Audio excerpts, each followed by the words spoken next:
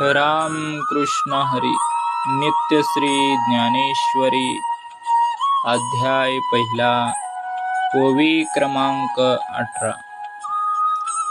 उपरी दशोपनिषदे जे उदारी ज्ञानमकरंदे